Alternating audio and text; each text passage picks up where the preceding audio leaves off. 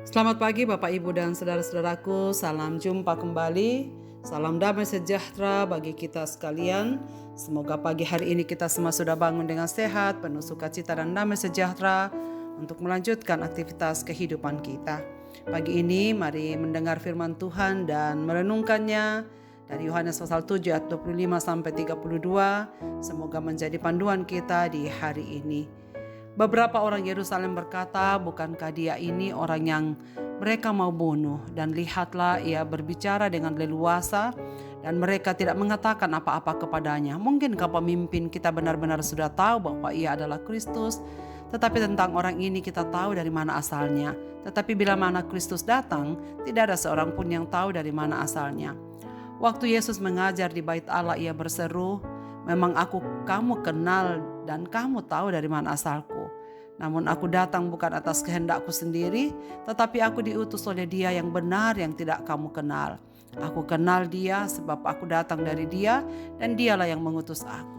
Mereka berusaha menangkap Dia, tetapi tidak ada seorang pun yang menyentuh Dia, sebab saatnya belum tiba. Tetapi di antara orang banyak itu ada banyak orang yang percaya kepadanya, dan mereka berkata, apabila Kristus datang, mungkinkah Ia akan mengadakan lebih banyak mujizat daripada yang telah diadakan oleh Dia ini? Orang-orang Farisi mendengar orang banyak membisikkan hal-hal itu mengenai Dia, dan karena itu imam-imam kepala dan orang-orang Farisi menyuruh penjaga-penjaga Bait Allah untuk menangkapnya. Gagal paham. Saudara-saudara pendengar renungan pagi yang dikasihi Tuhan, kegagalan untuk memahami maksud seseorang memang acap terjadi. Seringkali kita gagal untuk memahami apa yang dimaksudkan ketika orang berbicara. Tetapi mengherankan karena kadang-kadang kita sudah merasa tahu, padahal apa yang dimaksudkan orang lain berbeda dengan apa yang kita maksudkan. Dalam teks yang kita baca pada pagi ini, ternyata kita menemukan bahwa kegagalan dalam memahami kemesiasan Yesus terjadi semakin besar di kalangan orang-orang Yahudi. Beberapa orang yang menyaksikan pengajarannya di Bait Allah menduga bahwa para imam kepala Yahudi telah mengetahui bahwa Yesus adalah Kristus. Kalaupun benar, apakah ada bukti konkret bahwa Yesus adalah Kristus? Gagal paham terjadi di kalangan pemimpin agama. Mereka menyadari kemesiasan Yesus tetapi menolaknya untuk percaya kepadanya dan mengakuinya bahwa Dia adalah Mesias. Lebih parah lagi, mereka menyuruh penjaga Bait Allah menangkap Yesus ketika orang banyak mulai percaya bahwa Ia adalah Kristus. Tidak hanya itu, mereka juga salah mengerti perkataan Yesus. Saudara-saudaraku, gagal paham dua kelompok ini terjadi karena mereka terarah kepada hal-hal lahiriah dari Yesus. Orang banyak hanya fokus pada asal-usul Yesus yang adalah anak tukang kayu. Yesus dikenal oleh banyak orang Yahudi pada masa itu. Hal utama yang mereka tahu tentang Yesus adalah bahwa Ia anak Yusuf tukang kayu, datang dari keluarga yang biasa saja, bila tidak hendak disebut miskin, dan tidak mendapatkan pendidikan tinggi. Karena itulah ketika dalam satu kesempatan mereka mendengar dan melihat Yesus mengajar di Bait Allah yang begitu menakjubkan, mereka memang heran. Dan keheranan itu mereka lakukan adalah karena mereka mendengar isi pengajaran Yesus. Ia mengajar dengan terus terang dan luar biasa. Bukan saja isinya yang luar biasa, melainkan juga keberaniannya dalam menyampaikan hal tersebut. Yesus dengan jelas menyatakan bahwa Ia adalah Yesus.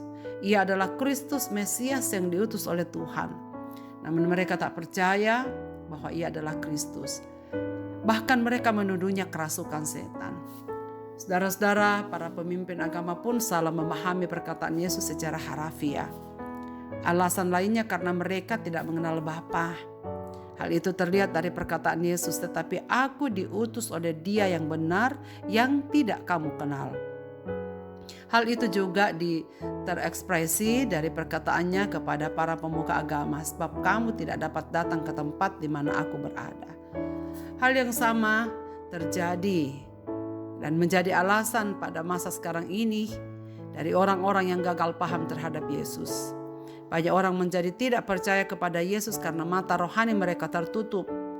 Untuk mengenal Yesus butuh kerendahan hati, supaya upaya akademis untuk memahami Yesus sebagai Mesias akan gagal. Hanya mereka yang membuka hati secara penuh kepada Yesus yang akan memahaminya. Upaya apapun dalam hal akademis untuk memahami Yesus pasti akan gagal jikalau kita tidak merendahkan diri untuk sungguh-sungguh memahaminya. Karena itu kita harus tekun memang dan serius mempelajari Alkitab secara utuh agar kita tidak gagal paham memahaminya. Alkitab adalah sumber tertinggi dalam memahami Yesus Kristus. Dan selanjutnya pertanyaan yang penting bagi kita sekalian adalah, sungguhkah kita percaya padanya? Sebab banyak orang yang sudah tahu dan memahami isi Alkitab tapi belum tentu ia percaya kepadanya. Kalau berdiskusi ia memang tahu segala sesuatunya. Tetapi ketika mereka percaya kepada Tuhan, mereka mendua hati, bahkan sama sekali menolak Dia sebagai Tuhan yang diutus oleh Allah Bapa dalam kerajaan surga. Saudara-saudaraku, pada saat itu iman kita akan diuji tatkala kita diperhadapkan pada peristiwa-peristiwa yang penuh dengan kesukaran.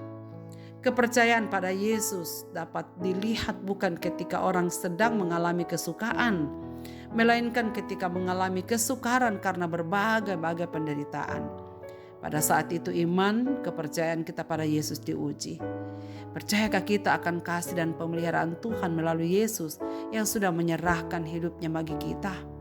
Jangan-jangan memang susah untuk percaya dan mudah untuk membacanya dalam kitab-kitab suci. Dan karena itu saudara sekalian, mari kita merendahkan diri untuk membaca Alkitab, bukan untuk pengetahuan semata, melainkan untuk mengalami pengenalan yang sejati akan Allah. Sebab sejatinya Allah akan memperkenalkan dirinya lebih dalam lagi bagi mereka yang rindu untuk mengenalnya. Saudara-saudaraku, hanya jika kita datang kepada Dia, mempelajari perkataannya, barulah kita tahu dari mana Dia berasal. Setelah kita menjalankan perintahnya, barulah kita tahu siapa yang mengutus Dia. Setelah kita percaya kepada Dia, barulah kita tahu pengharapan terapa yang dimiliki di dalam Dia yang memiliki tempat di sebelah kanan Allah, Bapa di dalam kerajaan surga.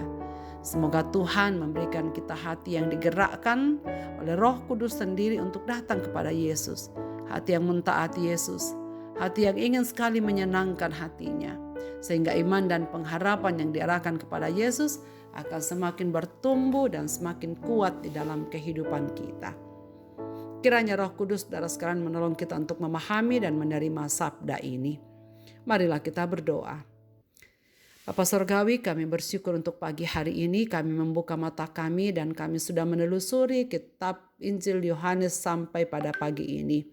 Kiranya apa yang telah kami baca pagi ini menolong kami untuk semakin bertekun membaca dan mempelajari firman-Mu.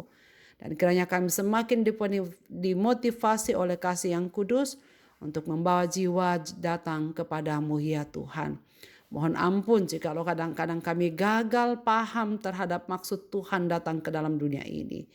Mohon ampun kalau kadang-kadang kami gagal paham terhadap semua karya dan pekerjaan-Mu yang Engkau lakukan bagi anak-anak-Mu ini. Ampuni kami ya Tuhan karena kadang-kadang tak mengerti bahwa sesungguhnya Engkau sedang ada di dalam kehidupan kami. Hari lepas hari kami sadari ataupun tidak kami sadari. Pada pagi ini kami serahkan pendengar renungan pagi dimanapun mereka berada. Mereka yang bersedih Tuhan hiburkanlah. Mereka yang sedang sakit Tuhan buka jalan supaya mereka sehat kembali. Sebab Engkau adalah dokter di atas segala dokter. Kami berdoa untuk mereka-mereka yang memiliki pengharapan yang buntu. Tak melihat jalan keluar apapun dari persoalan yang mereka hadapi saking beratnya. Tuhan tolonglah mereka. Dimanapun mereka berada, buka mujizat-Mu ya Tuhan untuk menolong mereka, agar mereka menyaksikan dari mulut mereka bahwa benar Engkau adalah Allah, Tuhan dan Juru Selamat kami yang datang ke dalam dunia ini. Berkatilah kami sepanjang hari ini dalam aktivitas kami masing-masing ya Tuhan. Berkati anak-anak sekolah yang sedang mencari tempat-tempat perguruan tinggi. Berkati mereka sedang mencari pekerjaan. Berkati mereka sedang mencari Tuhan. Supaya semakin hari semakin banyak orang yang hidup seturut dengan kehendak-Mu. Fokus kepada bagaimana Tuhan menilai hidup kami, bukan bagaimana orang lain menilai hidup kami. Terima kasih banyak ya Tuhan. Dengar doa kami pagi ini kami serukan dalam Kristus Tuhan, Juru Selamat kami. Amin. Selamat beraktivitas Bapak Ibu dan saudara-saudaraku. Tuhan Yesus memberkati kita sekalian.